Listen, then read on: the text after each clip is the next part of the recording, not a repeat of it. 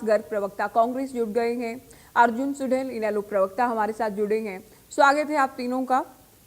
शुरुआत नेहा जी से करते हैं क्योंकि कांग्रेस को लेकर विस्तार से बातें हमने राव नरेंद्र जी से भी की हैं।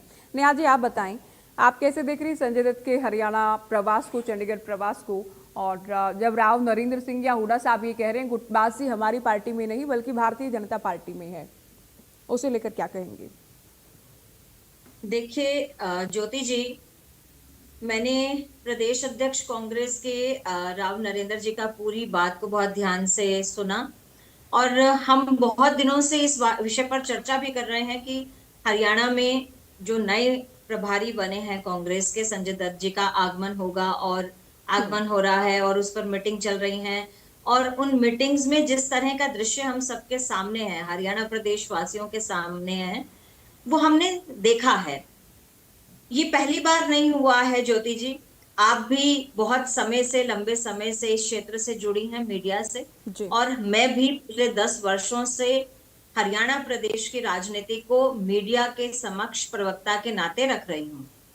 देखिए, बहुत लंबे समय से अगर हम हरियाणा प्रदेश में कांग्रेस की भूमिका को देखते हैं तो गुटबाजी जो है वो पहले दिन से है, जब से हरियाणा प्रदेश बना, यानी कि 1 नवंबर 1966 से जब से हरियाणा प्रदेश बना, और तब से कांग्रेस पार्टी जो काम कर रही थी, सबसे पहली हमने जो इनकी गुटबाजी देखी थी वो 1967 में देखी थी, जब राव बीरेंद्र सिंह जी का आपसी जो गुटबाजी थी, आपसी जो कलह थी, वो हमें देखने को मिला था 1967 में, जिसमें कांग्रेस में फूट साफ साफ स्पष्ट नजर आई थी।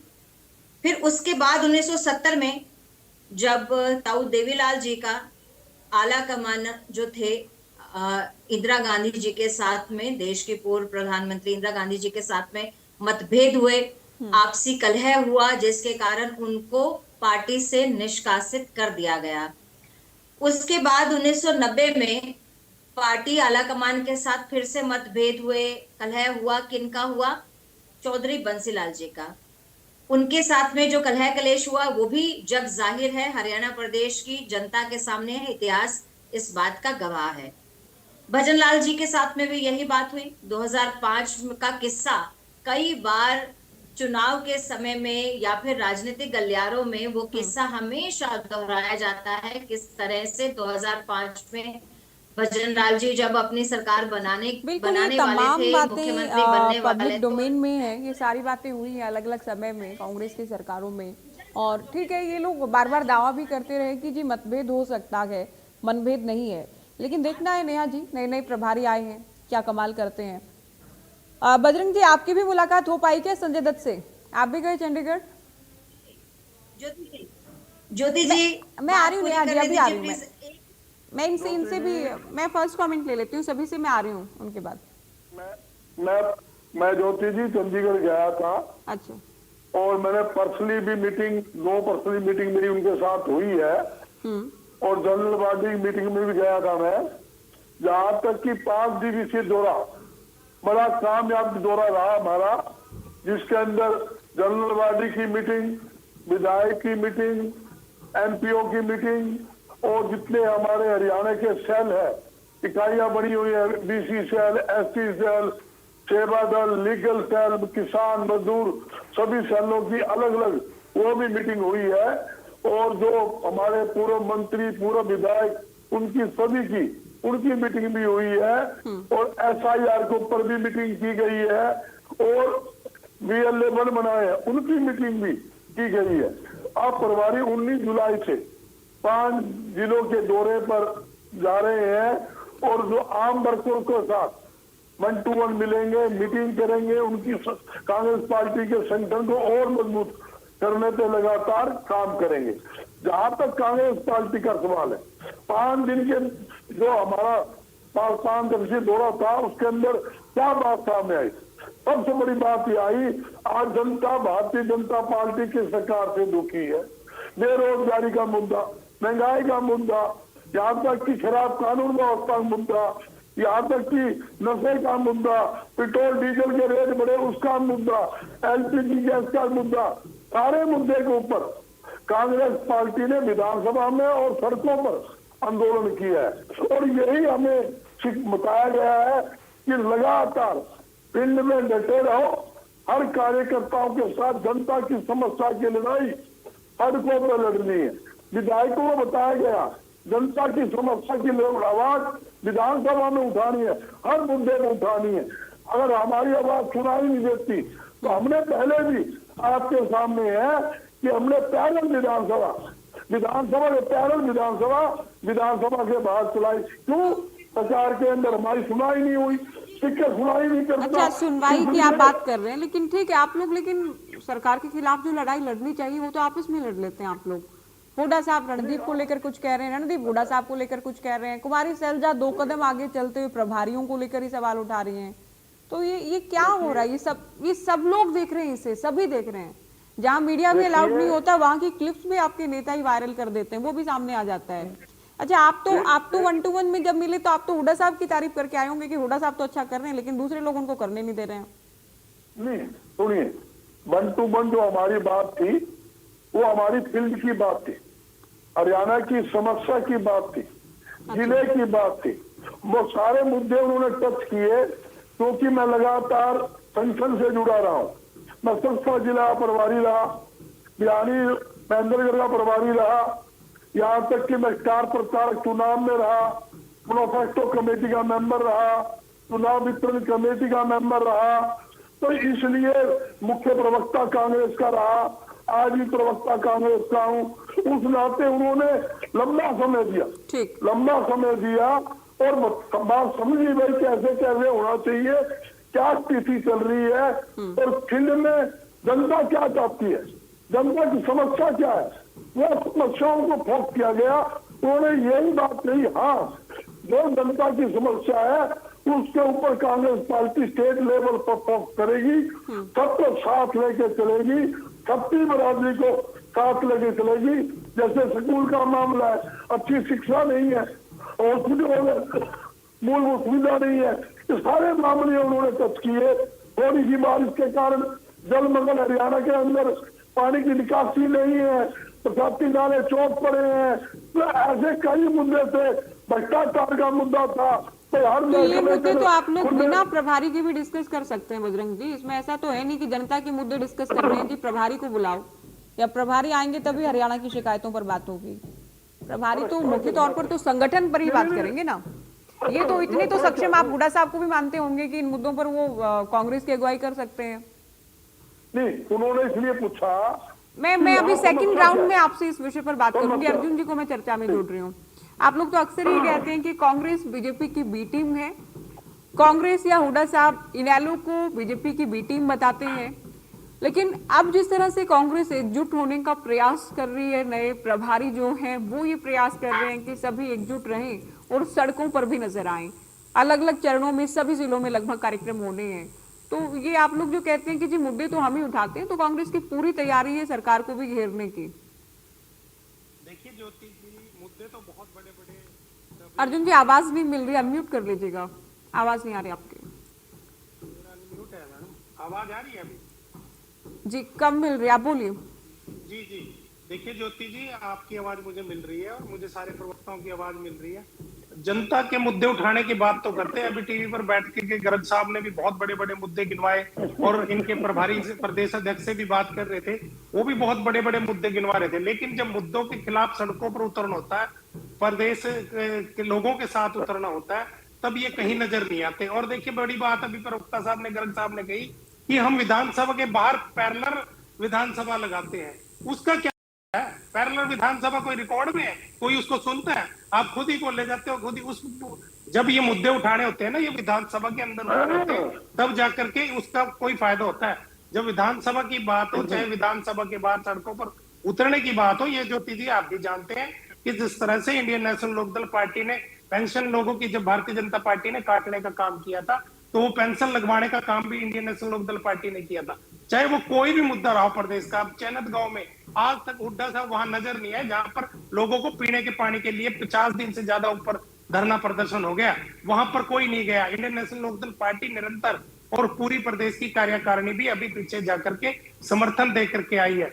और जिस तरह से बात कर रहे थे मुद्दों की, बड़े बड़े मुद्दों की, कांग्रेस की फूट की बात आप कर रहे थे, आपने इनके प्रदेशाध्यक्ष से बात की, लेकिन आप बता रहे थे कि किस तरह से वो बचते नजर आए हर सवाल से, क्योंकि वो प्रदेश अध्यक्ष है, वो बोल नहीं सकते, सिर्फ वो प्रदेश अध्यक्ष है इसलिए। और ज्योति जी आपसी फूट पूरी तरह से है। भूपेंद्र सिंह हुड्डा बीजेपी की बी टीम जो आप कह रहे हो ना, वो बीजेपी की बी टीम ही है। ये साबित हो गया था राज्यसभा के चुनाव में, जिस तरह से विधायकों को बेचने का काम किया।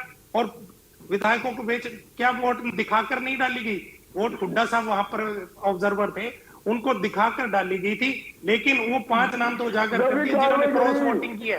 वो चार नाम कहाँ पे हैं जो अभी भी जिन्होंने वोट क्रॉसिंग गलत वोट डाल करके हैं। गर्ग साहब सुनिए, मैं आपके बीच में नहीं बोल रहा। गर्ग साहब सुनिए, और बहुत सारी बातें आपको बता दूं, और मैं पिछले चुनाव की बात बता दूं ज्योति जी।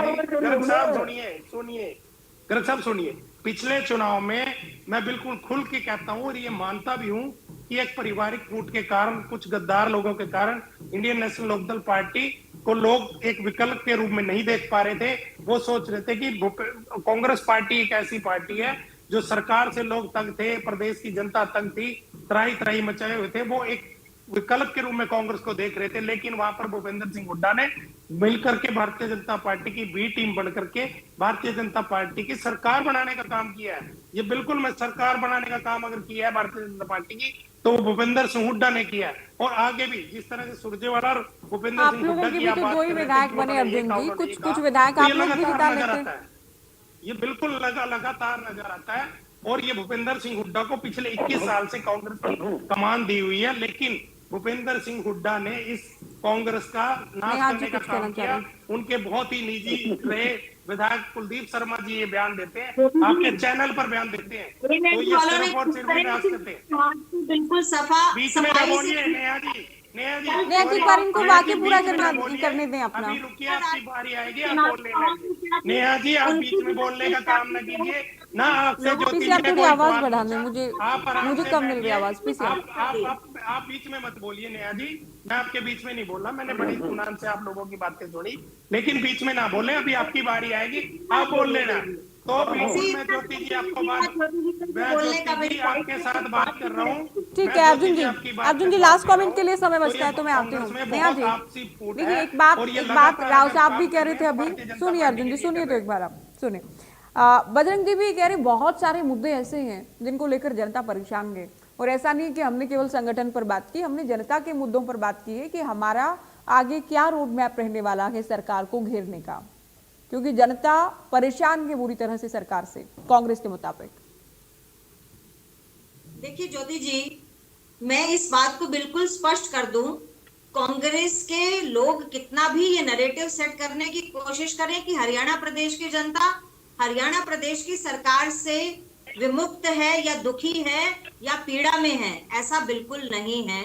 आज अगर प्रदेश की जनता हमारे प्रदेश के मुख्यमंत्री को जितना पसंद कर रही है, उनके कार्यों को जितना पसंद कर रही है, हमारे केंद्र के जो प्रधानमंत्री हैं, हमारी सरकार के अंदर जो नरेंद्र मोदी जी काम कर रहे हैं, उसको खुले हाथों से खुले दिल से जो स्वीकार करें, ये तो आपको 17 जुलाई को होने वाली जनसभा के अंदर जनसैलाब में दिख जाएगा।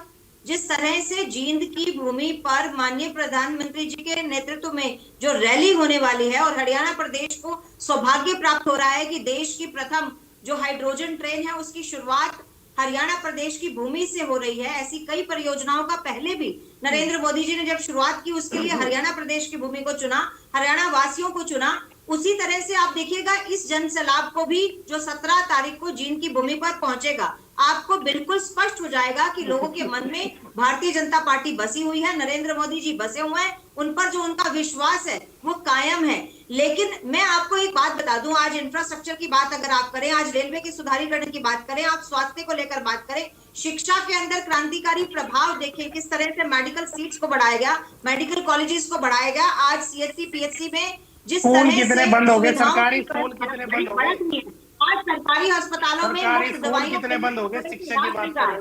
आज जिस तरह से हरियाणा प्रदेश की जनता को ट्रांसपेरेंसी हमने दी, खर्ची पर्ची के बिना सरकार दी, खर्ची पर्ची के बिना ये सारी बातें हैं, आप लोगों के दावे हैं और विपक्ष के भी आरोप हैं, वो भी बातें हैं। लेकिन नेहा जी, आज जब हम बात कर रहे हैं कांग्रेस के संगठन को लेकर और अभी जब बीजेपी की गुटबाजी पर बात हो रही थी, हालांकि आपने पहले उत्तर में इस पर चर्चा नहीं की, राव नरेंद्र सिंह तो ये भी कहते हैं कि बड़े बड़े कार्यक्रम ऐसे होते हैं जिनमें लोकल लीडर्स नहीं आते हैं, चाहे सांसद की बात करें, विधायकों की बात करें, इससे कौन ज्यादा क्या बात कर रहा गुटबाजी है? होगी? आप देखिए ना, कौन बात कर रहा है?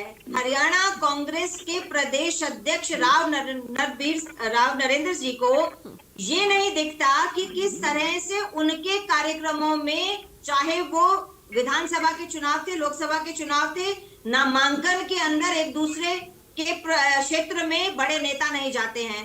दीपेंद्र सिंह हुड्डा जी के नामांकन में कुमारी शैलजा नहीं जाती, कुमारी शैलजा जी के इनका तो है ही नामांकन सबके में सामने, हुड्डा नहीं जाते, इनको तो ये एक खुद भी छत नहीं के नीचे डिफेंड नहीं कर बैठते, सकते। प्रभारी इनकी के गुटबाजी तो सामने खबर दो है ही नहीं लड़ाई नेहा हो जी, जाती है, चप्पल ये छूटा तो बिल्कुल जाता है, नॉर्मल है। नए प्रभारी के सामने नॉर्मल नहीं है। इस इनका तो बात है को ही भी ना तो मैडम, कांग्रेस आपने स्वीकार नहीं तो करती। 1967 से इस लेकर अब बात तक का गिनवाए ना, तो ये तो चला ही आ रहा है। लेकिन जब ये आप लोग ये कहें कि हम तो एकजुट हैं, हम में गुटबाजी नहीं है, तो कांग्रेस वाले भी तो गिनवाते हैं ना, अहिरवाल में देख लीजिए, फरीदाबाद में देख मैंने लीजिए, हमेशा तो से गुटबाजी तो ये भी स्पष्टता कहा जाए कि जी सभी पार्टियों में होती है, हमारे में भी है। पूरी जिम्मेदारी के साथ मैं इस बात को कहती हूँ हमेशा कि हमारे यहाँ मतभेद हो सकते हैं किसी विषय पर, लेकिन मनभेद हमारी पार्टी में नहीं है। हमारी पार्टी के अंदर सभी जितने कार्यकर्ता हैं, वरिष्ठ कार्यकर्ता हो, पन्ना प्रमुख तक हो, हम सबके लिए नेशन फर्स्ट है, पार्टी उसके बाद है, और स्वयं को हम उसके बाद रखते हैं। चाहे वो कोई भी बेल्ट की आप बात करें, कोई भी बड़े नेता की बात करें, हमारे आपसी मतभेद इतने बड़े नहीं हो सकते कि हमारी पार्टी का हम नुकसान करें और हमारी पार्टी को हम पीछे रखें। लेकिन कांग्रेस में वाइस वर्सा इससे बिल्कुल विपरीत बात है। कांग्रेस में स्वार्थ की राजनीति पहले है, खुद के मुख्यमंत्री बनने की चाह सबसे पहले है, लेकिन पार्टी का नुकसान हो जाए भले ही। लेकिन मैंने अभी आपको एग्जांपल दिए, कितनी पार्टी, आईएनएलडी, हरियाणा विकास पार्टी, कितनी पार्टियां तो कांग्रेस पार्टी से अलग होने वाले वरिष्ठ नेताओं ने बनाई। नुकसान किसका हुआ? पार्टी का नुकसान हुआ या नहीं हुआ? कार्यकर्ता टूटा और नई पार्टी बना दी, उनके साथ उनके समर्थक चले गए, नुकसान किसका हुआ?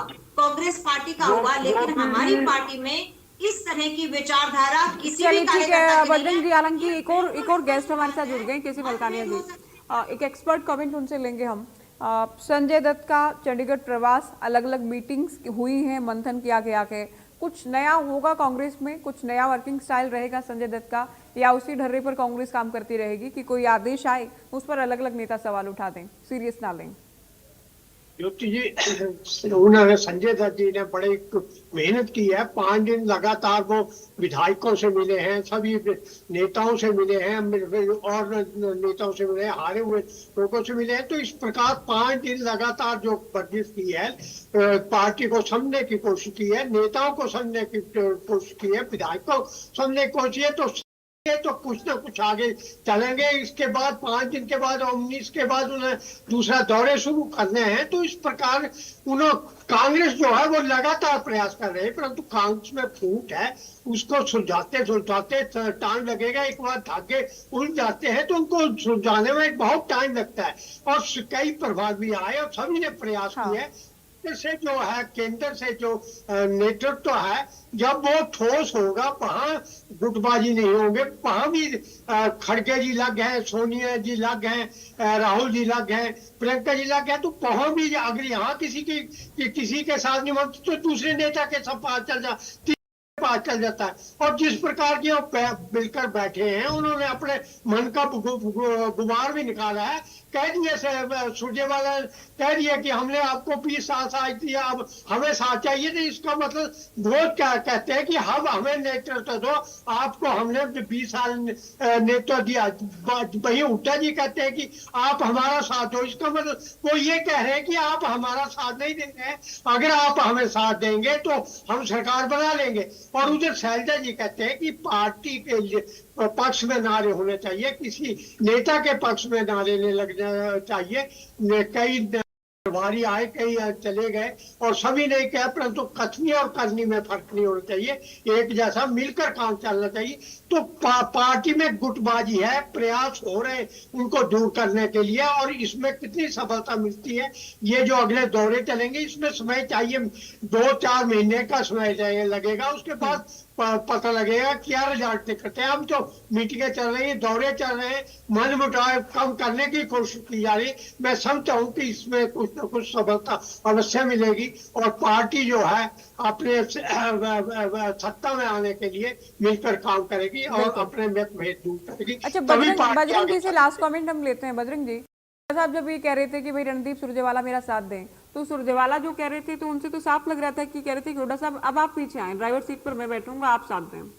देखिए सुरजेवाला जी मुख्यमंत्री चौधरी उठा की थे 10 साल उनके 7 मंत्री थे, हमेशा उनके साथ रहे हैं, लगातार आज भी साथ तो हुड्डा साहब क्यों साथ मांग रहे हैं? जब साथ है तो उसमें साथ ही है तो साथ क्यों मांग रहे हैं बजरंग जी, बताइए ना।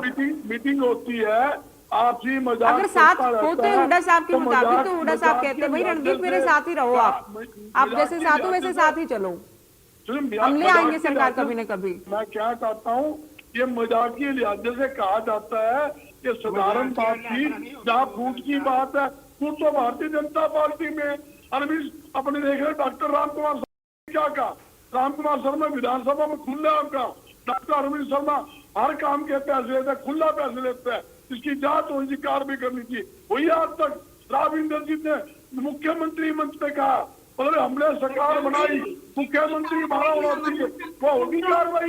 यहाँ तक की मुख्यमंत्री की गलती तरह आज हमने तो नकेल कसी है, भ्रष्टाचार के खिलाफ आवाज उठाई नहीं, काम करके दिखाया। हमने भ्रष्टाचार करने वाले अधिकारियों को दंडित किया है, कानून के तहत रहकर दूध का दूध पानी का पानी किया है।